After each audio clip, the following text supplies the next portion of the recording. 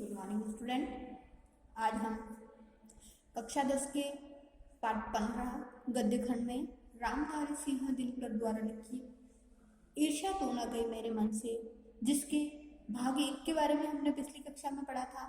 आज इसके भाग 2 के बारे में पढ़ा था। हमने पढ़ा था कि कवि कहते हैं कि ईर्ष्या तो न गई मेरे मन से। कोई भी व्यक्ति होता है किसी न किसी व्यक्ति वस्तु स्थान से वो ईर्ष्या जरूर करता है, और वो ईर्ष्या इस प्रकार से करता है कि स्वयं के जीवन में जो भगवान ने उसे जो आनंद दिया है, जो सुख सुविधाएं दी है, उनका भी वो उपभोग नहीं कर पाता, खुद का भी वह नुकसान कर देता है, सद्गुणों का विनाश कर देता है, और दूसरे व्यक्तियों के पास जो उपलब्ध सुख सुविधाएं होती है उससे वो अपनी सुख सुविधाओं की तुलना करता रहता है, और स्वयं अंदर ही अंदर मन में ईर्ष्या करता रहता है। तो लेखक ने इसमें ईर्ष्यालु व्यक्ति से बचने के लिए और ईर्ष्यालु व्यक्तियों के स्वभाव में परिवर्तन के उपाय बताए हैं कि हमें किस प्रकार से भगवान ने जो सुख सुविधाएं दी हैं उनका आनंद लेना चाहिए, ना कि हमें दूसरों की वस्तुओं से, व्यक्तियों से, उनकी सुख सुविधाओं से हमें तुलना करके स्वयं के आनंद का हास करना चाहिए। आइए इसके भाग 2 के बारे में पढ़ते हैं। चिंता को लोग चिता कहते हैं। जिसे किसी प्रचंड चिंता ने पकड़ लिया है उस बेचारे की जिंदगी ही खराब हो जाती, किंतु ईर्ष्या शायद फिर चिंता से भी बदतर चीज है, क्योंकि वह मनुष्य के मौलिक गुणों को ही कुंठित बना डालती है। लेखक कहते हैं कि कोई भी व्यक्ति किसी भी वस्तु को लेकर या किसी व्यक्ति को लेकर बहुत अधिक चिंताग्रस्त लेता है तो उसका जीवन ही नष्ट हो जाता है। परंतु ईर्ष्या तो एक ऐसी चीज है जो चिंता से भी भयंकर है, क्योंकि वो तो क्या करती है, व्यक्ति के मौलिक गुण जो होते हैं, सद्गुण होते हैं, उनका ही नाश कर देती है। मृत्यु शायद फिर भी श्रेष्ठ है बनिस्पत इसकी ही कि हमें अपने गुणों को कुंठित बनाकर जीना पड़े। चिंतादग्ध व्यक्ति समाज की दया का पात्र है, किंतु ईर्ष्या से जला बुना आदमी जहर की जलती फिरती गठरी के समान है, जो हर जगह वायु को दूषित करती फिरती है। लेखक कहते हैं कि जिस प्रकार से चिंता अगर किसी व्यक्ति को होती है तो उसके जीवन में अधिक चिंताग्रस्त होने से उसका जीवन नष्ट हो जाता है, मृत्यु हो जाती है, तो शायद ये तो फिर भी श्रेष्ठ है, परंतु ईर्ष्यालु व्यक्ति का जीवन श्रेष्ठ नहीं है। क्यों? क्योंकि वो क्या करता है कि अपनी ईर्ष्या से लोगों के अंदर बुरी भावनाएं पैदा कर देता है, और जो चिंताग्रस्त व्यक्ति होता है वो तो फिर भी उसको अगर किसी जीवन में चिंता है तो उस पर तो किसी भी प्रकार से दया की जा सकती, लेकिन ईर्ष्यालु व्यक्ति पर किसी प्रकार की कोई दया नहीं की जा सकती। ईर्ष्या मनुष्य का चारित्रिक दोष नहीं है, और ईर्ष्या जो है मनुष्य का चरित्र से संबंधित दोष नहीं है। प्रत्युत इसमें मनुष्य के आनंद में भी बाधा पड़ती है, जबकि सिर्फ चारित्र से ही संबंधित दोष नहीं है। यहाँ तक कि व्यक्ति के जीवन में जो आनंद होती, खुशी होती है, उसमें भी, क्योंकि वो अपने खुशियों का भी आनंद नहीं ले सकता है। जब भी मनुष्य के हृदय में ईर्ष्या का उदय होता है, सामने का सुख उसे मुद्दिम सा दिखने लगता है, पक्षियों के गीत में जादू नहीं रह जाता, और फूल तो ऐसे हो जाते हैं मानो वे देखने योग्य ही नहीं हो, और उसके जीवन में जितनी भी सुख सुविधाएं होती है उन सभी का वो हास करने लगता है, उनका वह उपभोग नहीं कर पाता। आप कहेंगे कि निंदा के बाण अपने प्रतिद्वंदियों को देखकर हंसने में एक आनंद है। यह आनंद ईर्ष्यालु व्यक्ति का सबसे बड़ा पुरस्कार है। प्रतिद्वंदी जो आपस में विरोधी होते हैं,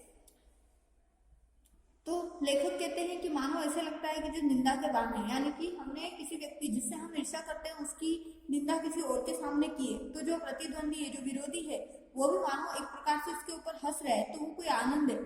तो कि ईर्ष्यालु व्यक्ति के लिए जैसे कि कोई किसी की बुराई करता है तो उसे बड़ा आनंद आता है, और आनंद आ रहा है तो मानो ऐसा लग रहा है कि जैसे उसको बहुत ही बड़ा पुरस्कार मिल रहा है। मगर यह हंसी मनुष्य की नहीं, राक्षस की हंसी होती है। यह आनंद दैत्यों का आनंद होता है। लेखक कहते हैं परंतु ये जो आनंद होता है, ये जो हंसी होती है, ये मनुष्य के लायक नहीं होती, क्योंकि मनुष्य को हमेशा परोपकारी होना चाहिए, एक दूसरे की भावनाओं को समझने वाला होना चाहिए। ये सारे गुण तो राक्षसों के अंदर होते हैं। ईर्ष्या का एक पक्ष सचमुच ही लाभदायक हो सकता है, जिसके अधीन हर आदमी, हर जाति और हर दल अपने को अपने प्रतिद्वंदी का समकक्ष बनाना चाहता है, किंतु यह तभी संभव है जबकि ईर्ष्या से जो प्रेरणा आती है वह रचनात्मक हो। जबकि हमें अगर किसी व्यक्ति से हम ईर्ष्या करते हैं तो हमें उससे जो कोई प्रेरणा मिलती है तो सकारात्मक होनी चाहिए, रचनात्मक होनी चाहिए। अक्सर तो ऐसा ही होता है कि ईर्ष्यालु व्यक्ति यह महसूस करता है कोई चीज जो उसके भीतर नहीं है, कोई वस्तु जो उसके पास है, किंतु वह यह नहीं समझ पाता कि इस वस्तु को प्राप्त कैसे करना चाहिए। गुस्से में आकर वह अपने किसी पड़ोसी, मित्र या समकालीन व्यक्ति को अपने से श्रेष्ठ मानकर उससे जलने लगता है, जबकि ये लोग भी अपने आप से शायद वैसे ही असंतुष्ट हो। तो लेखक कहते हैं कि अक्सर कई बार ऐसा होता है कि ईर्ष्यालु व्यक्ति जो होता है वो अपने आप में महसूस करता है कि जो उसके पास जो वस्तुएं नहीं है या जो आनंद नहीं है जो दूसरों के पास है, तो उसे उन वस्तुओं को कैसे प्राप्त करना चाहिए ये सोचना चाहिए। ऐसे सकारात्मकता होनी चाहिए कि मैं भी इन वस्तुओं को कैसे प्राप्त करूं, ना कि गुस्से में आकर या फिर आक्रोश में आकर अपने पड़ोसी या मित्र इन सबको श्रेष्ठ मानकर उनसे जलना चाहिए। बल्कि जबकि जो जिनके पास जो वस्तुएं हैं वो भी उस चीज का आनंद नहीं ले पाते, क्योंकि कहीं ना कहीं वो भी उन वस्तुओं से असंतुष्ट है। आपने यही देखा होगा कि शरीफ लोग यह सोचते हुए अपना सिर खुजलाया करते हैं कि फला आदमी मुझसे क्यों जलता है, मैंने तो उसका कुछ नहीं बिगाड़ा, और अमुक व्यक्ति इस कदर निंदा में क्यों लगा हुआ है। सच तो यह है कि मैंने सबसे अधिक भलाई उसी की है। तो लेखक कहते हैं कई बार ऐसा होता है कि जब हम जिसकी सबसे अधिक भलाई करते हैं वही हमारी निंदा करते हैं। तो शरीफ लोग क्या होते हैं, वो उस ईर्ष्यालु व्यक्ति से और अपने आप में खुद को दुखी करता है कि ये मुझसे ईर्ष्या क्यों करता है, ये मेरी कहीं ना कहीं निंदा क्यों करता रहता है।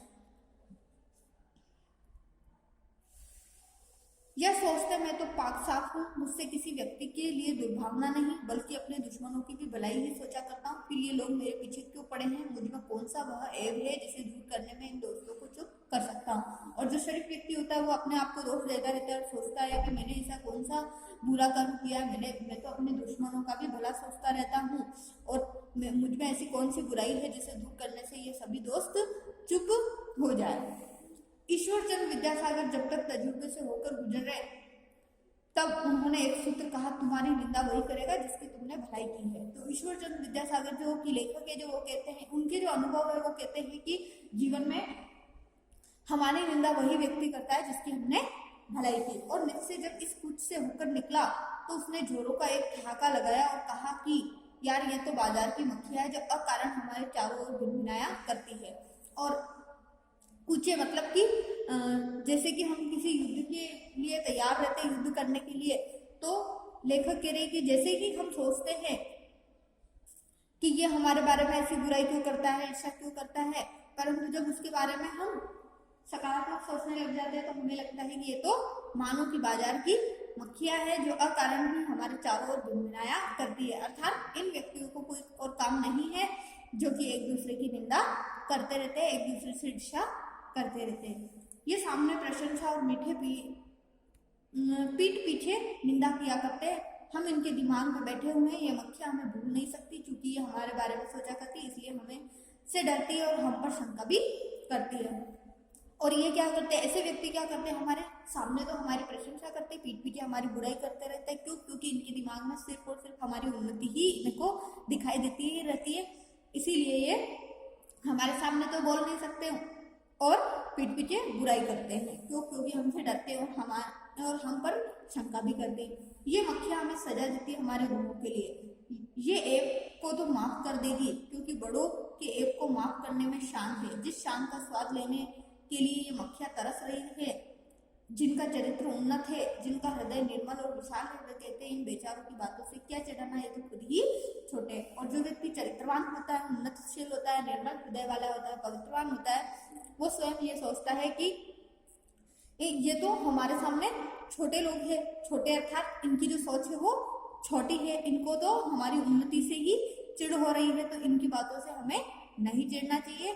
क्यों? क्योंकि ये जो होते हैं ये हमारे गुणों का हास करने के लिए होता है, लेकिन हम इनके जैसे नहीं बन सकते, हम अपने गुणों का हास नहीं कर सकते। जिनका दिल छोटा है और दृष्टि संकीर्ण है वे मानते हैं कि जितनी भी बड़ी हस्तियां हैं उनकी निंदा ठीक है, और जब तक हम प्रीति, उदारता और भलमानस साहस का बर्ताव करते हैं तब तक वे यही समझते हैं कि हम उनसे घृणा कर रहे हैं और हम चाहे उनका जितना उपकार करें बदले में हमें अपकार ही मिलेगा।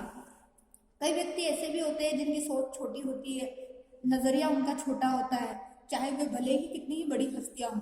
अगर हम उनकी निंदा ठीक है परंतु फिर भी हम उनके प्रति उदारता, भलाई का भाव रखते हैं तो वे ये समझते हैं कि मानो ये तो हमारे सामने दिखावा कर रहे हैं और हमसे करते तो नफरत ही है, इसीलिए उनकी भलाई करने पर भी बुराई ही मिलती है। दरअसल हम जो उनकी निंदा का जवाब न देकर चुप्पी साधे रहते हैं उसे भी वे हमारा अहंकार समझते हैं। खुशी तो उन्हें तभी हो सकती है जब हम उनके धरातल पर उतरकर उनके छोटेपन के भागीदार बन जाए, और हम अगर उनकी निंदा का जवाब ना दे तो उन्हें लगता है कि जैसे कि हमें बहुत बड़ा अहंकार है। सारे अनुभवों को निचोड़कर नीचे से एक दूसरा सूत्र कहा है, आदमी में जो गुण महान समझे जाते हैं उन्हीं के चलते लोग उससे जलते भी हैं। और ईश्वर विद्यासागर के सारे जो अनुभव है जीवन के, उन सभी को अगर माना जाए, उनका जो सारांश निकाला जाए तो मानो ऐसा लगता है कि किसी व्यक्ति के जो महान गुण है वो वही है जिससे कि उन महान गुणों से ही दूसरा व्यक्ति उनसे जलता है। तो ईर्ष्यालु लोगों से बचने का क्या उपाय है? नीचे कहते हैं कि बाजार की मक्खियों को छोड़कर एकांत की ओर भागो। जो कुछ भी अमर तथा महान है उनकी रचना और निर्माण बाजार में सुयश से दूर रहकर ही किया जाता है। जो लोग नए मूल्यों का निर्माण करने वाले होते हैं, जो बाजारों में नहीं बसते, वे शोहरत के पास भी नहीं रहते। जहाँ बाजार की मक्खियां नहीं भनकती वहाँ एकांत है। तो फिर कुछ लेखक कहते हैं कि जब हमें ईर्ष्यालु लोगों से बचना है तो इसका क्या उपाय है? तो इसका एक ही उपाय है कि हमें ऐसे लोगों से दूरी बनाकर रहनी चाहिए और एकांत में रहना चाहिए। और बाजार की मक्खियां ईर्ष्यालु लोगों के लिए कहा गया, वो लोग भीड़ में रहते हैं, और जो मूल्यवान लोग होते हैं वो अपने मूल्यों का निर्माण, अपने जीवन का निर्माण स्वयं करते हैं। वो ऐसी भीड़ में नहीं बसते हैं और उनके पास शोहरत अर्थात यश की प्राप्ति भी नहीं होती है। वो स्वयं अपने जीवन का निर्माण करते हैं। यह तो हुआ ईर्ष्यालु लोगों से बचने का उपाय। किंतु ईर्ष्या से आदमी कैसे बच सकता है? अब लेखक कहते हैं कि ये तो हम अपना तरीका ढूंढ सकते हैं। कोई हमारी निंदा कर रहा है, हमसे जल रहा है, तो हम उससे किस प्रकार से दूर रहे, परंतु हम स्वयं ईर्ष्या से, आदमी जो ईर्ष्यालु व्यक्ति होता है वो ईर्ष्या से कैसे बच सकता है? तो ईर्ष्या से बचने का उपाय मानसिक अनुशासन है। जो व्यक्ति ईर्ष्यालु स्वभाव का है उसे फालतू बातों के बारे में सोचने की आदत छोड़ देनी चाहिए। उसे यह भी पता लगाना चाहिए कि जिस अभाव के कारण वह ईर्ष्यालु बन गया उसकी पूर्ति का रचनात्मक तरीका क्या है। जिस दिन उसके भीतर यह जिज्ञासा आएगी उसी दिन में वह ईर्ष्या करना कम कर देगा। तो लेखक कहते हैं कि हाँ, कोई भी ईर्ष्यालु व्यक्ति के मन में अगर किसी कारण से ईर्ष्या आई है तो उसे अपने शांत स्वभाव से, शांत दिमाग से सोचकर उस ईर्ष्या को दूर करने का तरीका ढूंढना चाहिए और रचनात्मक भाव बनाना चाहिए कि मुझे उस वस्तु को सकारात्मक रूप से किस तरीके से प्राप्त करना चाहिए। तो हमें भी यही शिक्षा मिलती है इस पाठ से कि हमें भी किसी प्रकार की कोई ईर्ष्या नहीं करनी चाहिए। अगर हमें किसी वस्तु को प्राप्त करना ही है, किसी उन्नति को प्राप्त करना ही है, तो उसके बारे में सकारात्मक सोचकर ही हम उसको प्राप्त कर सकते हैं, ना कि नकारात्मक सोचकर। क्योंकि इसके कारण हम अपने ही जीवन का नाश कर रहे हैं, अपने ही सद्गुणों का नाश करते हैं। आज का जो आपका होमवर्क है, अति लघुत्रात्मक प्रश्नों के उत्तर लिखने हैं और बहुविकल्पी प्रश्न। उर्वशी कृति को कौन सा पुरस्कार मिला है? साहित्य अकादमी, व्यास सम्मान, ज्ञानपीठ और मूर्ति देवी सम्मान। तो ज्ञानपीठ। फिर है तुम्हारी निंदा वही करेगा जिसने तुमने भलाई की। यह किस महापुरुष का कथन है? ईश्वरचंद विद्यासागर। ठीक है, तो अति लघुत्रात्मक प्रश्नों को आप नोटबुक में नोट कीजिए, इनके आंसर। और आज का जो आपका ये चैप्टर है 15 रामधारी सिंह दिनकर द्वारा लिखित ईर्ष्या तू न गई मेरे मन से कंप्लीट हुआ। Thank you.